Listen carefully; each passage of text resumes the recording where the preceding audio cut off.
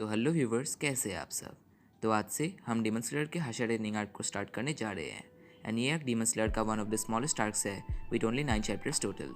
And ये arc की Demon Slayer में एकमात्र आर्क है जहाँ हमें कोई भी डीमन बैटल देखने को नहीं मिलता है, बट फिर भी ये बहुत ही अच्छी आर्क है। एंड नाम से तो आप ये अंदाज़ा लगा ही रहे होंगे कि यहाँ सभी हाशरर्स के ट्रेनिंग दिखाया जाएगा। And yes, you are absolutely correct. Then आज मैं एक्सप्लेन करूँगा इस आर्क के फर्स्ट 3 चैप्टर्स, यानी चैप्टर 128, 129 और 130 को।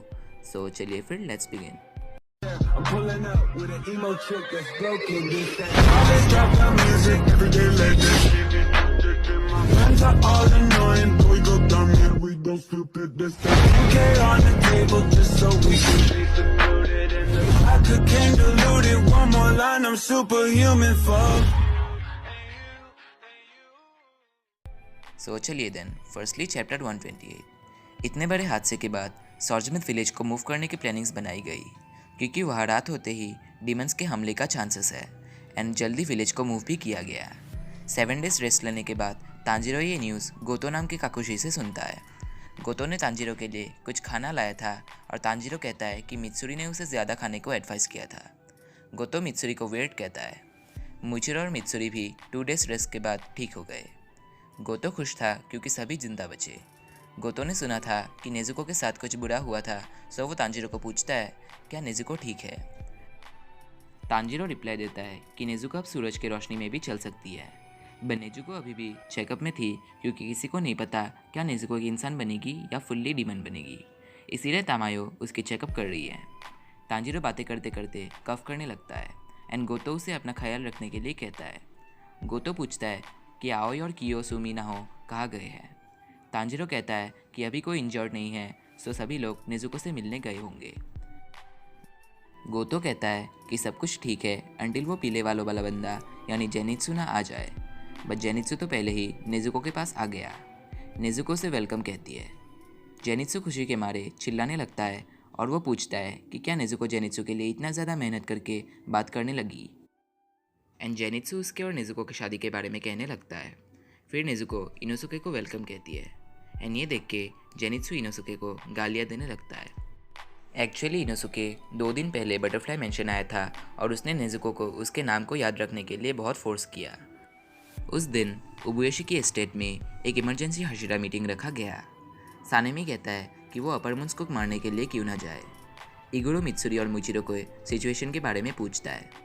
मित्सुरी कहती है कि वो फुल्ली ओके है, बट मुचिरो नहीं। ग्योमे कहता है 2 अपर मुंस को मारना काबिल तारीफ है। शिनोबू कहती है दोनों सरप्राइजिंगली रिकवर भी हो चुके हैं। गियू कहता है कि मास्टर पूरे इंसिडेंट के बारे में डिस्कस करने चाहते होंगे। तभी उबुएशिकी के वाइफ आमा ने सभी को ग्रीट करती है। वो कहती है कि मास्टर मीटिंग अटेंड नहीं कर सकते हैं क्योंकि उनकी तबीयत बहुत सीरियस कंडीशन में है। ग्योमे उनके लिए प्रार्थना करता है। आमा ने सभी को नेजुको के बारे में कहती है एंड अब शायद मुजान भी अपना कदम बढ़ाएगा, सो उन्हें एक ऑल आउट बैटल के लिए प्रिपेयर होना पड़ेगा। आमा ने मुचिरो और मित्सुरी को अपने मार्क्स को एक्सप्लेन करने के लिए कहती है। वो कहती है सेंगोकू एरा के स्वॉर्ड्समैन के पास भी ऐसे मार्क्स हुआ करता था, बट वर्तमान किसी को इसके बारे में कुछ भी पता नहीं है। एंड करेंट जनरेशन में तांजिरो ही वो पहला इंसान है जिसके पास ये मार्क है। मित्सुरी अपने इंसिडेंट को एक्सप्लेन करती है, बट किसी को कुछ समझ में नहीं आया। मुचिरो कहता है कि सभी मार्क्स को अनलॉक कर सकेंगे, बट कुछ ही कंडीशंस में। सो नेक्स्ट आता है चैप्टर 129। मुचिरो कह रहा होता है कि वो उसके प्रीवियस फाइट में पॉइजन के कारण मूव नहीं कर पा रहा था, तभी एक बच्चा उसे बचाते बचाते खुद मरने वाला था। फिर उसे अपने मेमोरीज याद आए जिससे वो अपने इमोशंस को कंट्रोल नहीं कर पा रहा था। मित्सुरी कहती है कि उसकी हार्ट रेट 200 BPM प्लस हो गई थी और मुचिरो के 39 डिग्री प्लस। मुचिरो कहता है कि ये उस मार्क का ही इफेक्ट होगा। फिर सानेमी कहता है कि ये कितना सिंपल है। तभी गियू उसे भी टक्कर का जवाब देता है कि वो उन सिंपलेटन्स को पसंद नहीं करता है जो इसे सिंपल कहे। तभी अमा ने सभी के लिए एक मार्क ट्रेनिंग अनाउंस करती है, बट गियू पार्टिसिपेट करने को रिफ्यूज़ करता है और वहाँ से जाने को निकलता है।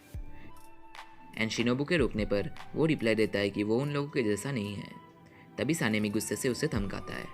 फिर ग्योमे उन्हें शांत करता है एंड मीनवाइल बटरफ्लाई मेंशन में हागानेजुका तांजिरो से मिलने आते हैं। वो तांजिरो को देख के कुछ हाहा करके अजीब आवाज़ें निकालने लगते हैं।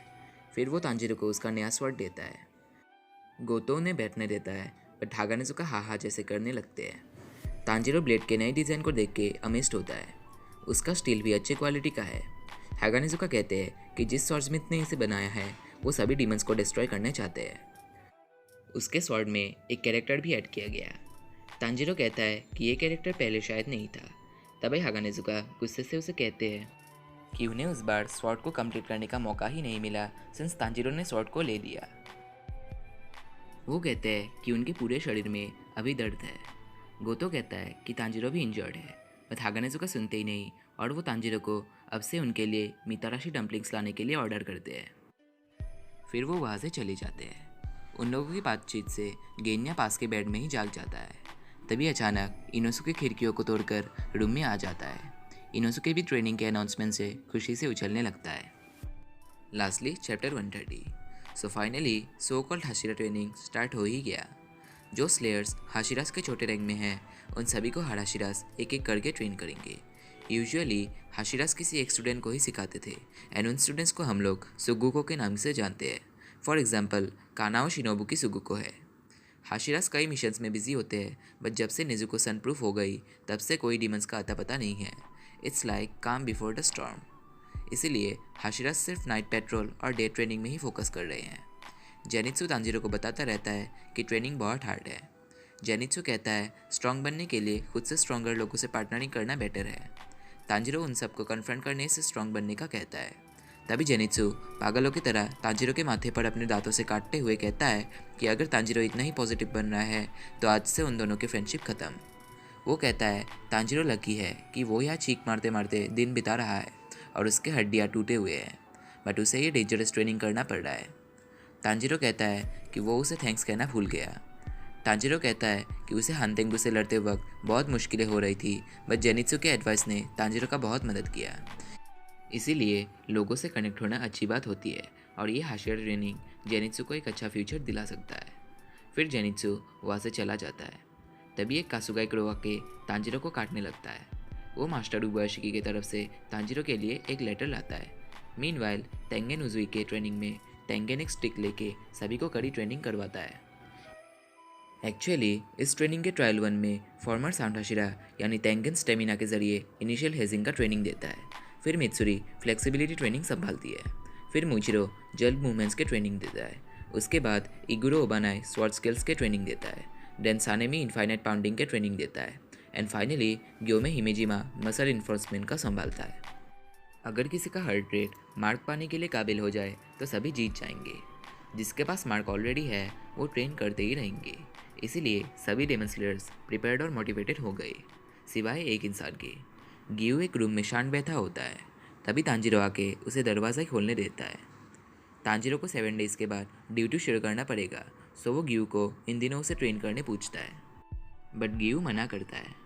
तांजिरो रियलाइज़ करता है कि गियू गुस्सा है। फिर गियू कहता है कि वो इसीलिए गुस्सा है क्योंकि तांजिरो ने वाटर ब्रीथिंग यूज़ करना छोड़ दिया एंड वो वाटर हाशिरा बन सकता। तांजिरो सॉरी कहता है। वो कहता है ब्रीथ्स को चेंज करना रेयर नहीं है और वाटर ब्रीथिंग एक बेसिक ब्रेथ है जिसके कई डेरिवेटिव्स है। गियू कहता है किसी को वाटर हाशिरा बनना होगा क्योंकि इसका जगह खाली है। तांजिरो हैरान था क्योंकि गियू तो खुद ही वाटर हाशिरा है। गियू कहता है कि वो वाटर हाशिरा नहीं है और वहाँ से चला जाता है। एक्चुअली मास्टर उबायाशिकी ने लेटर में लिखा था कि क्या तांजिरो गियू को ऐसे ना छोड़ने से मना सकता है, इसीलिए तांजिरो दिनों रात गियू से डल थिंग्स कह रहा था। वो बात करता गया बट गियू नहीं माना। चौथे दिन दोनों एक ब्रिज में थे। फिर गियू तांजिरो को अपना बैक स्टोरी कहता है। गियू ने फाइनल सिलेक्शन कभी पास ही नहीं किया। वो एक लड़के के बारे में कहता है जिसने अपने परिवार को गियू के जैसे ही डीमंस के हाथों खोया। उसका नाम साबितो था। एंड ये वही साबितो है जिसके आत्मा ने तांजिरो को बोल्डर तोड़ने में मदद किया था। गियू और साबितो बेस्ट फ्रेंड्स थे। साबितो ही वो एकमात्र था जो फाइनल सिलेक्शन में मर गया। उसने ऑलमोस्ट सभी डीमंस को मारा था। तभी इंजर्ड गियू साबितो को मदद मांगता है। उसने गियू को एक लड़के के साथ छोड़ दिया, फिर किसी और को भी बचाने चला गया। गियू को सिर्फ 7 डेज सर्वाइव करने के लिए ही सिलेक्ट किया गया, इसीलिए उसे बुरा लगता है कि उसने अपने दम से ये नहीं किया और वो हाशिरा बनने के काबिल नहीं है। ये सब सुन के तांजिरो की आंखें आंसुओं से भर गए। गियू कहता है कि वो उस मार्ग को कभी नहीं पा सकेगा एंड शायद साबितो ही पा जाता।